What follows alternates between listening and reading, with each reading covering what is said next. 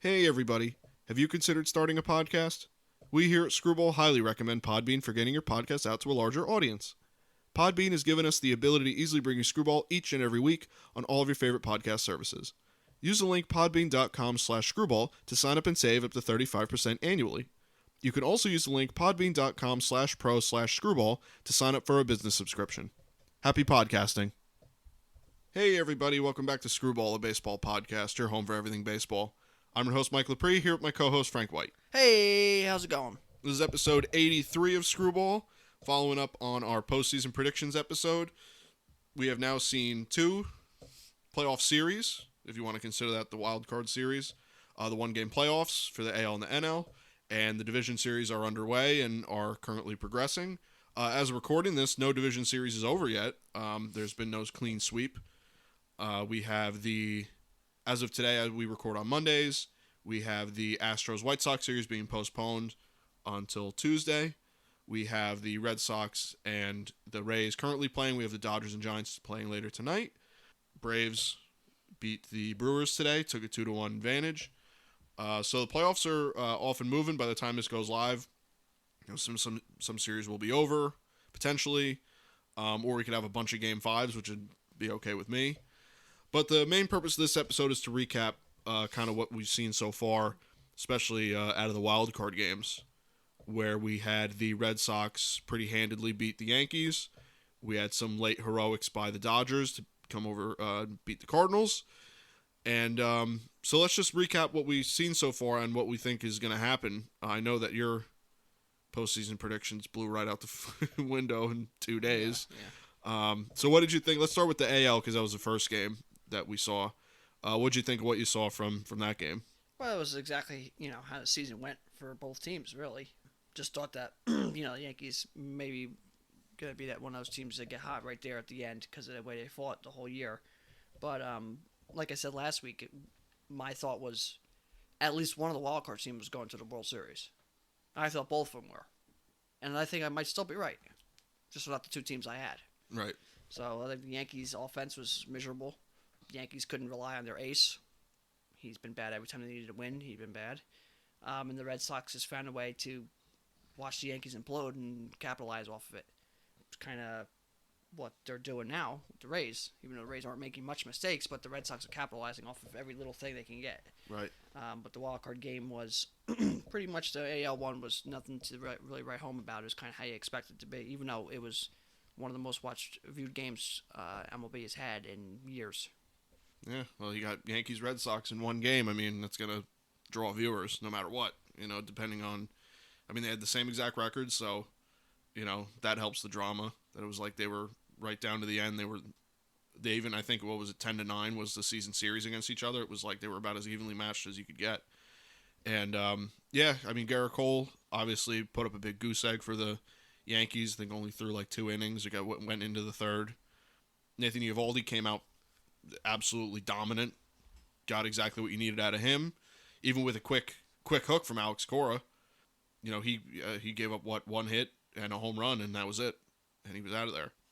So Yankees season pretty much closes how it was all season. You never know what team's going to show up each night.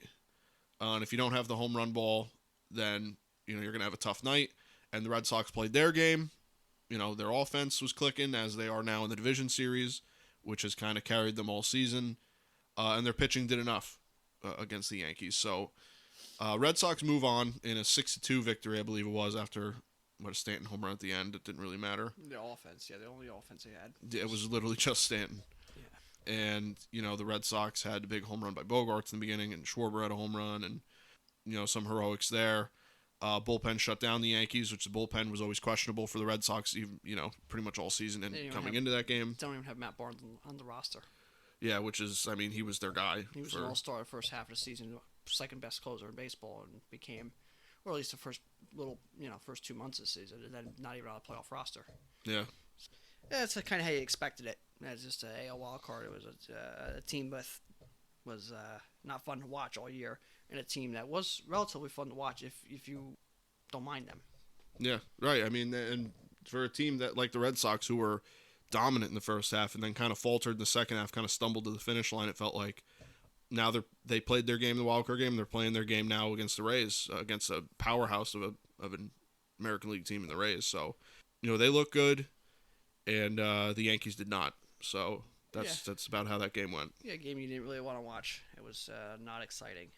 For one team plays baseball like I don't know, like they're making a fantasy team in a video game. Yeah, like they literally just used the computer.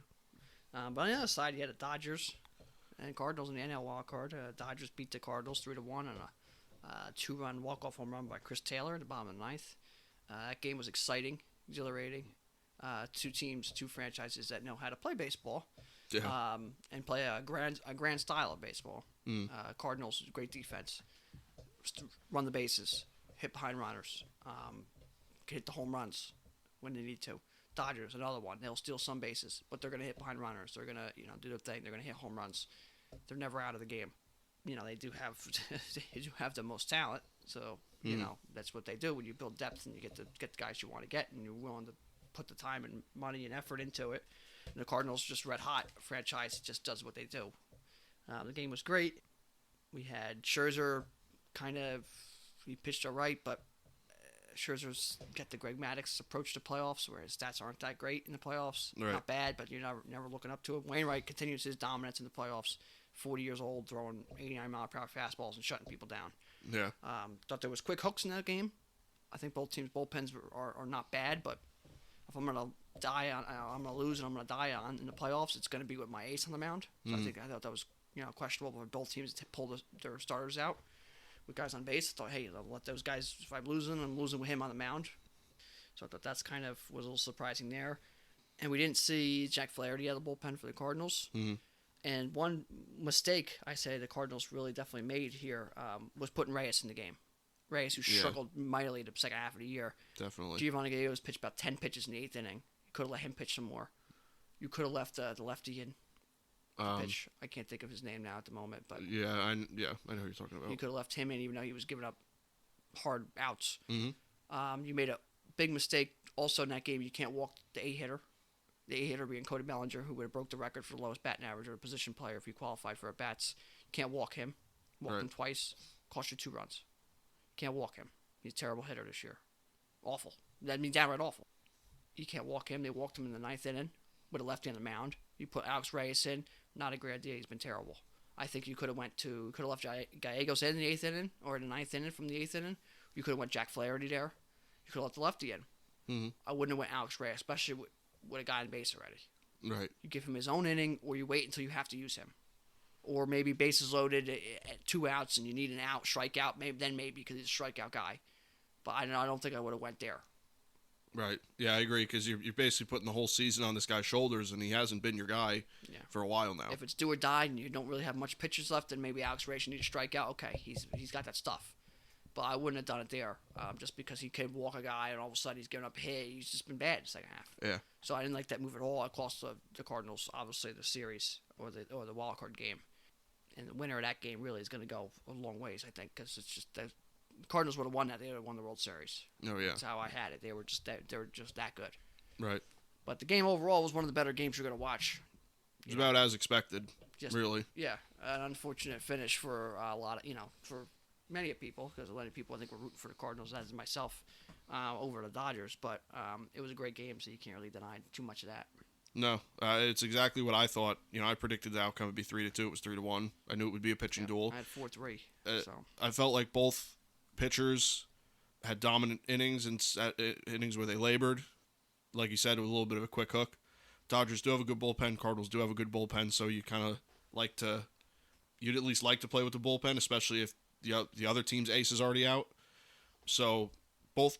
As far as pitching goes, both sides did their job for the most part. Like you said, though, that last choice of Alex Reyes is questionable. You had Chris Taylor there, where you don't really think he's going to hurt you with the home run ball, but he has had some postseason moments in his career, so it makes sense. I think the Cardinals went out in a way that is appropriate for their season. They were just right there, and they almost beat the 106 win Dodgers, which is nothing to really put your head down about. Obviously, you'd like to be where they are and playing the Giants, and with a team like the Cardinals, you saw what they can do when they get hot. it was, in my opinion, it was a much better wild card game than the Yankee Red Sox one, even though it wasn't.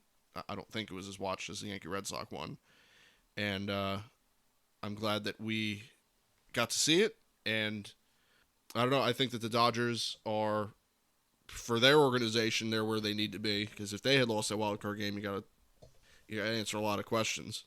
With that, with the Cardinals are kind of like, hey, we got nothing to lose.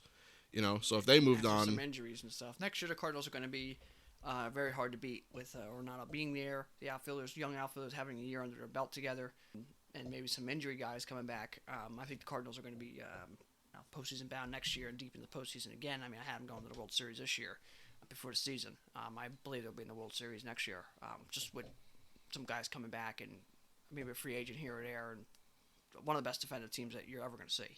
Yeah, I mean, you got a team that's already good. It's already built to win. You add some pieces. You like what you got offensively with Goldschmidt and O'Neill and Arenado and Tommy Edman. I mean, Molina's coming back. Harrison Bader had a great offensive year. They could just use maybe a starter. Corey Kluber, maybe steal him in free agency. Carlos Rodon, John Gray. John Gray would be great for the Cardinals. He just looks like he belongs in the Cardinals uniform. Got that Ryan Franklin look to him. And a bullpen guy. Maybe Brad Hand, give him a chance.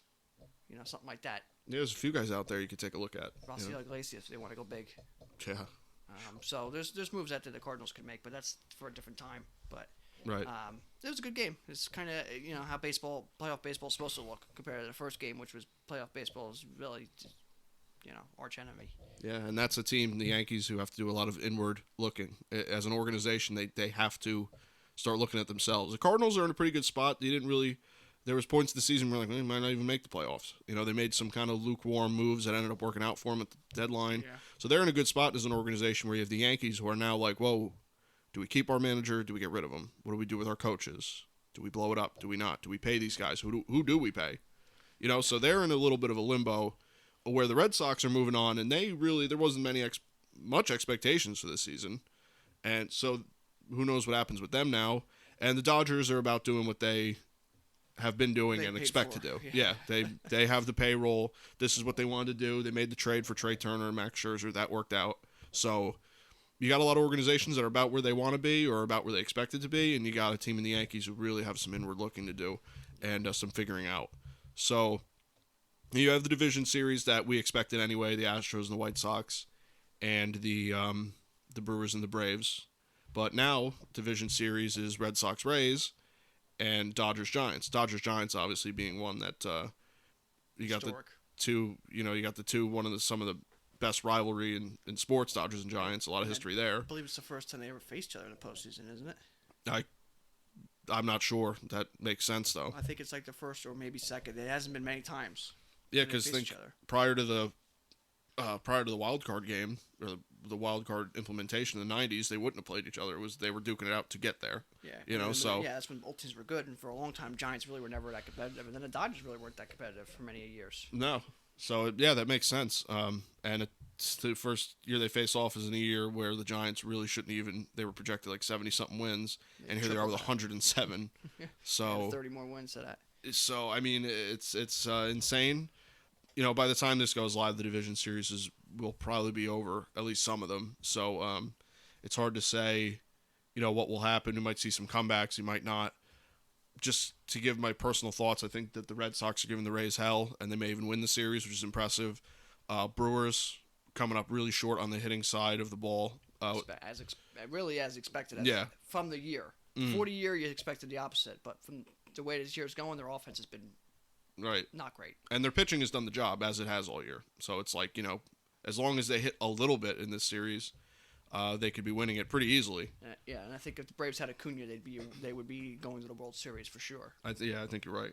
But they're doing their job. The Braves I think the Braves win that series. They have 2-1 now. With another game at home. Yep. So you like your chances. Yeah, you said the Red Sox here. Rays win this game that we're watching right now. 0-0 in the third inning as we speak. Rays win this game. They're never going to go down. They're not going to lose this one. They're going to Game 5 back at Tampa Bay. from there, I don't know what's gonna happen. There's two teams that I don't know what's gonna happen. Yeah. Either way, I don't like either one of them, so it doesn't much matter to me. But I don't know what to tell you. I don't see the Rays losing Game 4 here. White Sox, I think the White Sox win Game 4. I don't something about Chicago, and that team's just going nuts right now. And something about Dusty Baker in the playoffs and blowing it. It just seems to be. It's appropriate, right? Just how it goes. And you said Dodgers and Giants, right? Yep. That's 1-1 till tonight. Yep. Could go either way. Giants, mediocre talent. Just get right down to it. Go look at their MLB overalls if you really want to break it down that far. Their talent's mediocre, but they're winning. I don't know if they win a series. I would rather have them win a series than the Dodgers, because Dodgers. But it's a great series. Yeah. It's a powerhouse versus some schmo. It seems like a team of, just like. It's like we talked about earlier when we did our predictions. They just get the job done night by night. You can't say they're really like the Royals, because the Royals were all young guys. Right. Giants are all old guys. It doesn't make any sense. Brandon Crawford, Brandon Bell's not even there. Buster Posey, Johnny Cueto. I mean, Evan Longoria. Longoria. Who's your young guy? Yastrzemski, who's been not great this year.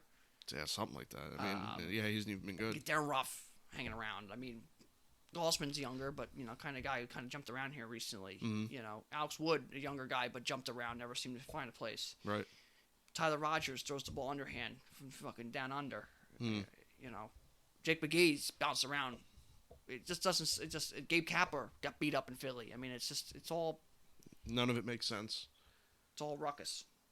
So, but that series, I don't really know what to expect. I'm hoping. Me neither. Hoping the Giants. I think the Giants pull it out.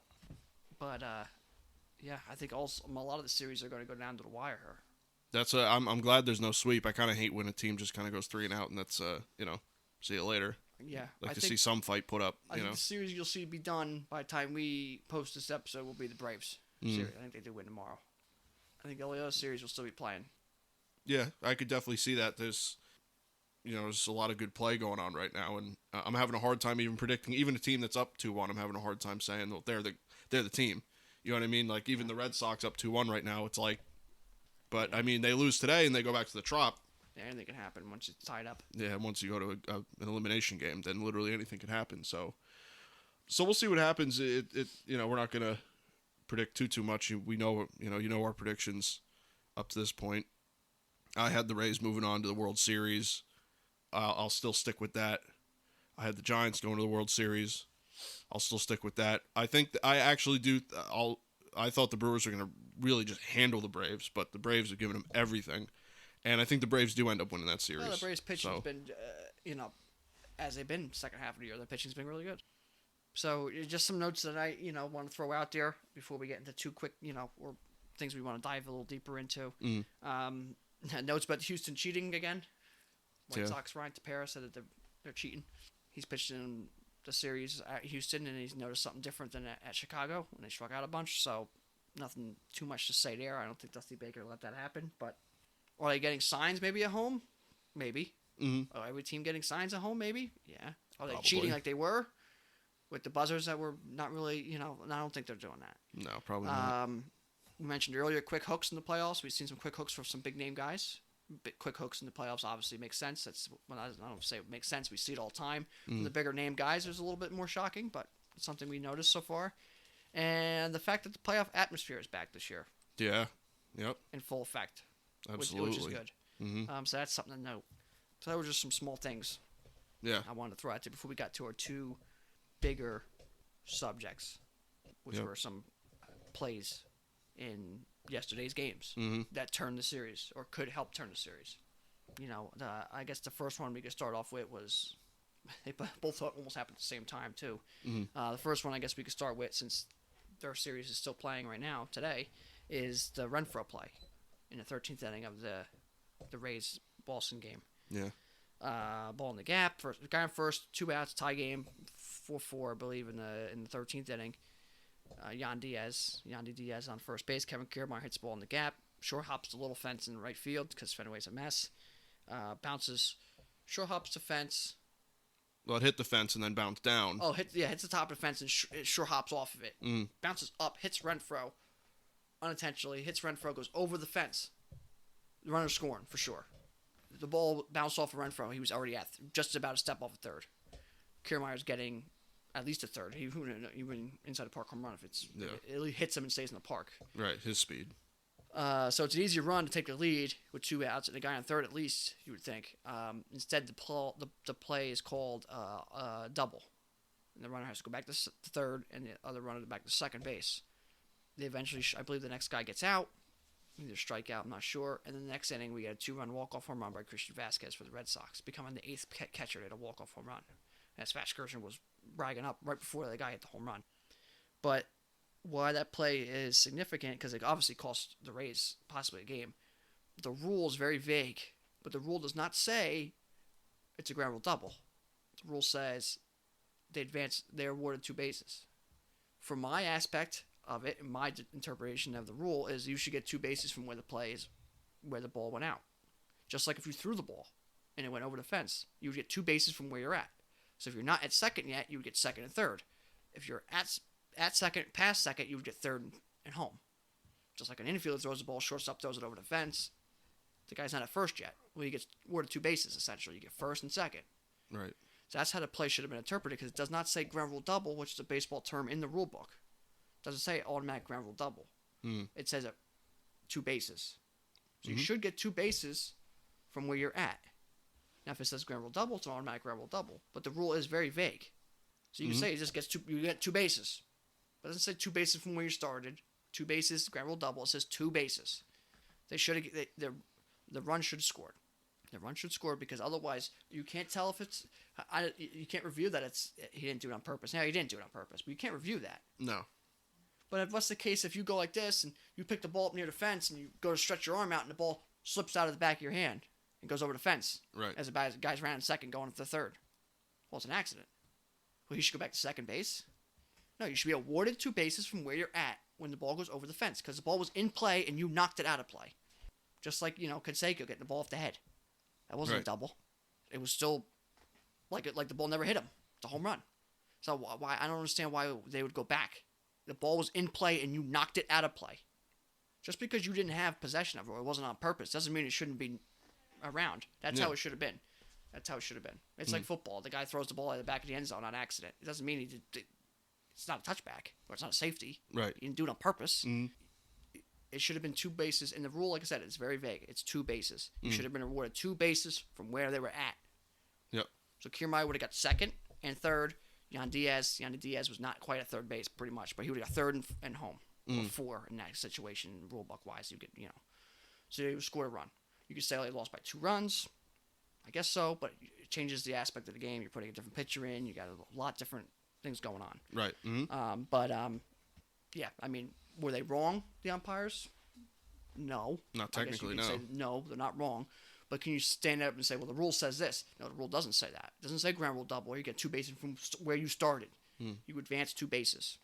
So I think there should have been 2 bases from when the ball went out of play. Yeah, I agree. I was out when all this was going on, so I didn't get to really kind of look at the play and dig deep into it. But that is really how the rule, it's an interpretation, but that's how I would interpret it too. Is just like you said, like if a guy balled to shortstop, he takes it, throws it out of play, and there was a guy on base, it's, you get the 2 bases from there.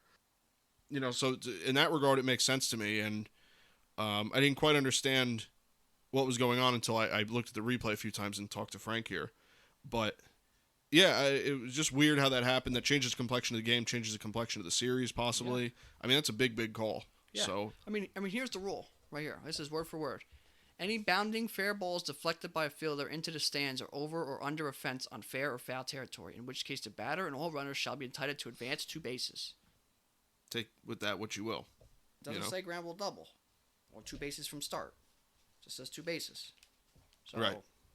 Yes, so I think that should, you'd think that'd be the interpretation, because it's like we said before, ground rule double is different terminology. That is a terminology in the rule book, and if that were the case, then that's the case. But that's not necessarily hard and fast what the rule says. Yeah, it's just not black and white. It just seems like if that really is the way we want to do it, then you could definitely kind of fudge around your idea. Oh, the ball slipped out of the back of my hand while I was throwing it, and it's out of play. What happens there? Well, he didn't do it intentional, but he essentially hit his hand and went over the fence. Does that count as a throw? I mean, are we really going to do all this? I think it should have just been 2 bases from where they're at. I think makes the most sense. Just like if you throw the ball over the fence. Yep. And you throw the ball home and the guy starts going third. There's one guy running home and one guy running from second to third. They throw it over the catcher or hits the catcher and goes in the dugout. Well, the other guy gets the score. He gets 2 bases from where he was at. Right. So if you go look up the rule there, I'm sure it says he advances 2 bases. Probably. So why did we change the way we advanced 2 bases there? Mm-hmm. So it's a tough play. Are they wrong? No. Are they right? No. Yeah. You could interpret it either way. It doesn't really break it down and say, like, this is how it goes. Yeah, it's a judgment call. Not like, guy catches ball at first base and steps on base before runner gets there, you're out. Like, oh, okay. Yeah. It's not quite like that. That was more of a football type referee decision in football, where it's more like, hey, did this happen? It's more judgment. Baseball is usually black and white. Yeah. Is it fair or foul? Yeah. Is it a strike or a ball? Balks is your one thing, and your strike zone is more judgment. Mm-hmm. Other than that, it's pretty straight up. Mm-hmm. That was one of those judgment plays that you do see in the rule book that you don't really see ever. Doesn't happen quite that often, yeah. Yeah, it happens once every 5 years, maybe, in just a regular season game. This, of course, is one of the biggest moments. Yeah, As for we've both seen those the teams. reaching over the fence, we've seen a couple years ago with the Astros. So obviously they come to light, the sliding Utley. So rules happen to change after stuff like that. So yeah, there's always something in the playoffs that has some sort of effect on rule. yeah, So that was one big thing we seen yesterday. Yesterday, excuse me. The other one happened either right before or at the same time. So right there within the same moment. So baseball was going nuts yesterday, while football had a 2-hour rain delay for halftime. yeah, Yasmani Grandal, it's a ground ball at first base. Yuli Gurriel, who's 38 years old, by the way, didn't think he was that old, won the batting title this year, throws the ball home. It hits Yasmani Grandal, who's running the first base. It deflects away, the run scores. Plays live. Grandal goes to first, the guys move around. He's inside the base path. Mm-hmm. Inside the line, inside the dirt, on the grass at the base path, at first base. The ball hits his shoulder. Not intentionally, does not throw his shoulder, completely throw his shoulder. Did he intentionally kind of hit it? He moved out of the way. He didn't do anything like that. He just kind of sat down, let the ball hit his shoulder. Play was live. Should he have been out? Should the play have been dead ball? Shouldn't be dead ball, but should he be out? They called him safe, the run scored and everything like that. Should he be out? Yes. My reason why he should be out, and the reason he's not out is because the rule says you're allowed to have, once you establish your road your path to the base. Same Right. with second base. I could run to the right field fence and then run to second base. That's my path to the base. right. Okay. He could have ran to third base first and then run across the mound to first base. That's your path to the base. So technically you're not wrong there. Right. But here's the question. If that's a swing and bunt, and the catcher throws that ball to first base and you're on the inside part of that line and it hits you, you're out. Right. Why is if it hits to the first baseman and he throws it the opposite way and you're on the inside part of that line, why are you not out? How does that make sense? I agree. It wasn't like he was on the line or he's on the dirt of the line. He was on the grass of the line. As a lefty hitter, which I've seen today, they broke down. Lefty hitter, you're already kind of outside the line. Righty hitter makes kind of more sense because you're coming across the plate more. Yeah. Kind of start on the grass a little bit. Right. Yeah, you have to come across the plate Lefty, and you're everything. already in the dirt. So that play, he really should have been out. Also, if you really want to break it down, does he purposely get hit by the ball? I don't think he really throws his shoulder at it, no. He kind of knew what he was doing. Once that ball hit him, he turned around and looked at the catcher. Like, all right, where'd that ball go? Right. And they broke down another one. They showed a couple plays where when he hits the ball, he never runs on the grass. Run the first base on base hits and anything. He never does that. He just runs pretty much right on the dirt. But that time, for some reason, he ran on the infield. He was on the grass, yeah. So, umpires, again, did they get it right? Technically, I guess, yeah. But, again, I would put on the motion like, you didn't get it right. But you didn't get it wrong. It's, Reggie, they compared it to. Reggie stuck his ass out, hit him. I just think that if the catcher threw that ball, you're out. But then it came from first, so it's it's literally the reverse. And I see. It's kind of stupid why you do that. Kind of like why you can't review a fair ball or a fair foul ball in the infield, but when it's behind the bases, you can. Why? Right. What is the difference? So that was a big play because that would have been, instead, it would have been the base runner, I believe. I'm not saying they would go by that. There's different ways they could do it. the batter could be out if he's intentionally did it. Yep. Especially if he's in the base path, he'd be out. The base runner, I do not know if he would have to go back to third base or not. Or if he would be automatically out. Kind of like a double play situation. You slide past, you're both out. So I'm not sure exactly how that would go. Either way, though, it would stop. Instead of having first and they had first and third again with no outs. And I think that tied the game at that point. Yeah, I think it was. Yeah, it was a big run like that. Or instead, it would have been, maybe guy in third with one out. Or guy in third with two outs. So it really changed that. That has a big inning. They rallied a lot that inning. And that could have changed a lot of it right there. Oh, yeah. So, absolutely. Again, are they wrong? No. Are they right? I don't think so. I don't think they're really right either. But yeah. He's allowed to establish his base path. And that was his base path. He got on the inside and was running straight to first. But why is that not the rule when the catcher has it thrown down there? Right. Because he's established his base path. It's still the same rule. It's still the same thing, yeah. I'm just not sure why it flipped. Just like you do have, every base path has that runner's box. What that is, that little extra line, that little box. That's the runner's box. That's Right. what it's really supposed to be called. Yep. Did we use it? No. Same as the catcher's balk. Did we use the thing we put there? We put lines and chalk it all up? No, we don't use it. Yeah. The bat on deck circle, do people stand in the circle? No. Why do we have them? I don't know. But the box even, the batter's box, I don't even know half the guys stand in that anymore. Yeah, you're right. Yep. So why do we use these things? I don't know. But it just seemed like a really... Do we really technically do anything right in the rule book? Right? Yeah. Catcher's balks and all that crap. The balks, that's an actual balk from a pitcher. If you want to get downright technical all the time, strike zone should be to the letters, to the knees.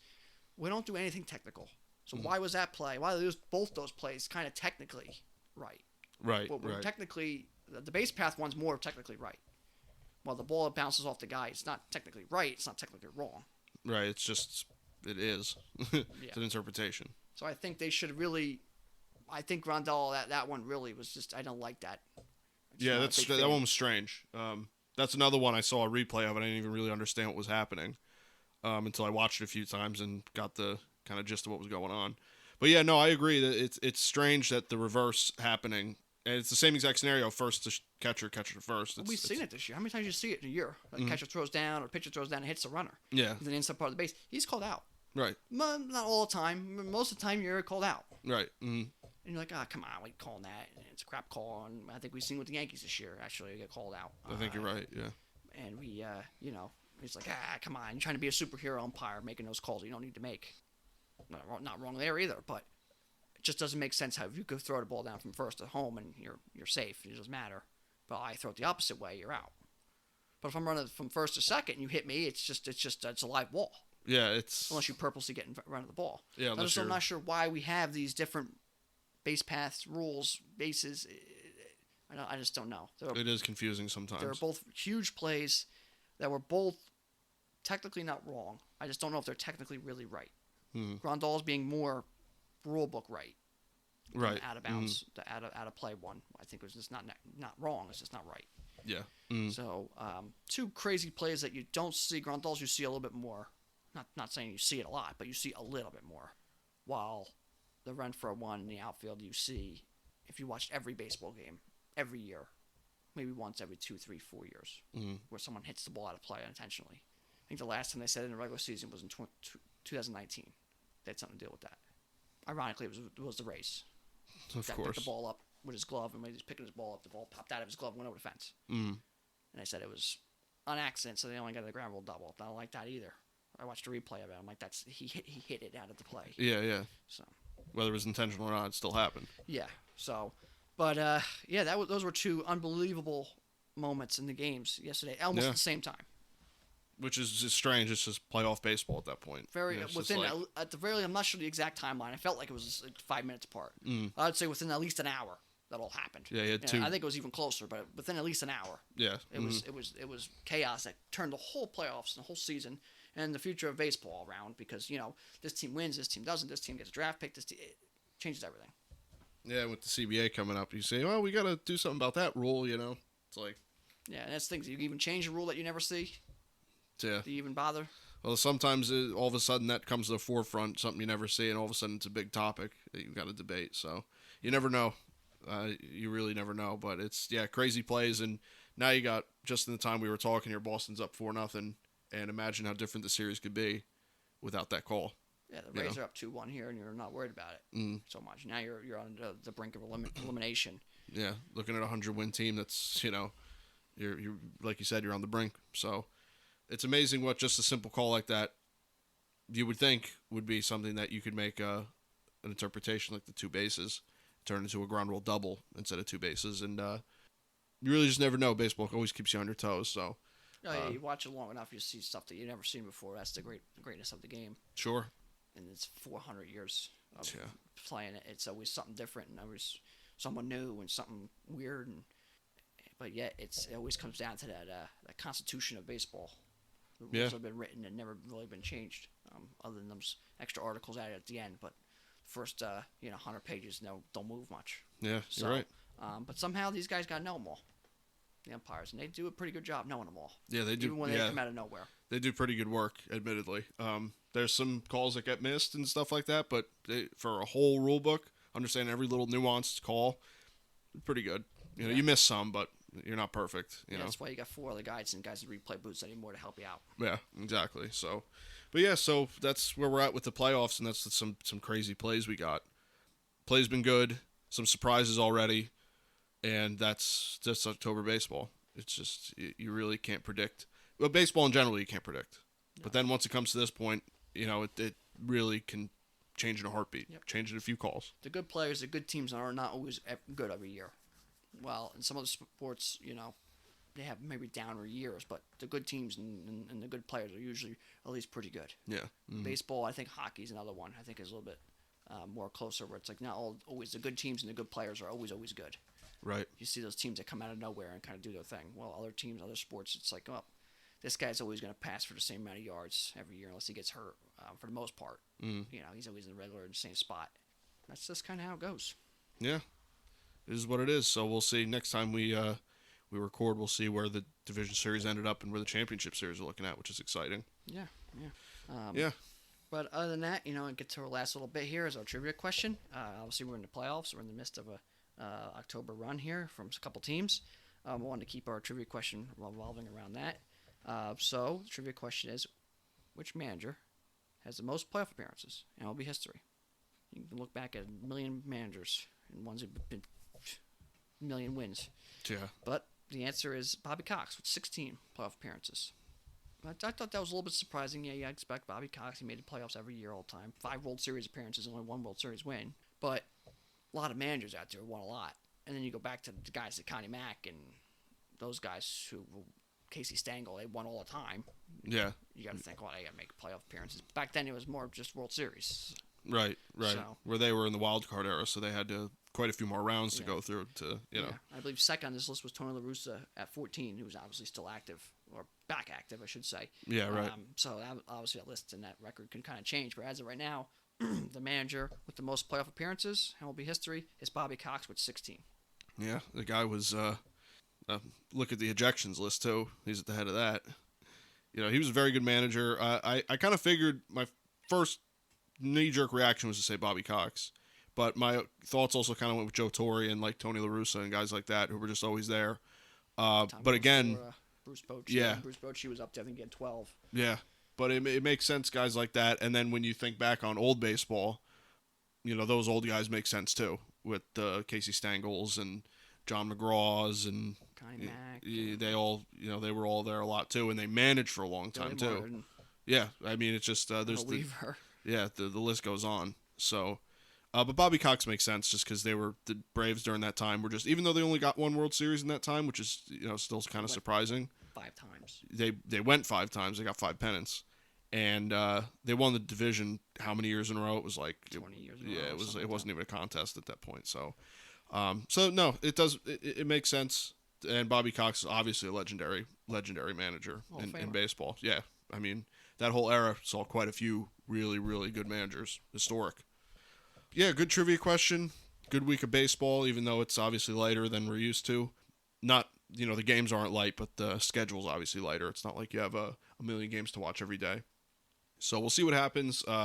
Looks like this ALDS here between the Red Sox and the Rays might wrap up tonight. Or be an instant classic. Yeah, or be just an unbelievable comeback by the Rays, and you never know what happens. So we'll see what happens with the rest of the teams, and we will discuss next time. So that's kind of all I got for this week and our updates. There's not much really to update on. It's not as much news and stats and stuff. So that's kind of all I got. I don't know what else you got. No, that's it. We just got a lot more playoff baseball coming, and history to be made. Yeah, sure, always. And with the championship series and the World Series, that's kind of where you see even way bigger moments than division series usually has lighter moments that help teams. But legends are made in October, so we will see. So with that, you want to wrap this one up and get out of here? Yeah, that's all I got. All right. Well, thank you guys for listening. You can catch this podcast on Google Podcasts as well as Apple Podcasts and Spotify. You can listen on our regularly updated YouTube channel as well as our website, screwball.podbean.com. You can follow me on Twitter at RealMikeLepre. You can follow me on Instagram at Mike Lepre. And you can follow me on Instagram and Twitter at FDubs10. You can follow our official Screwball Twitter at ScrewballPod. You can follow our official Screwball Facebook at ScrewballPod. No E in Screw. And that's it from us, guys. We'll see you next week. Yep, take care.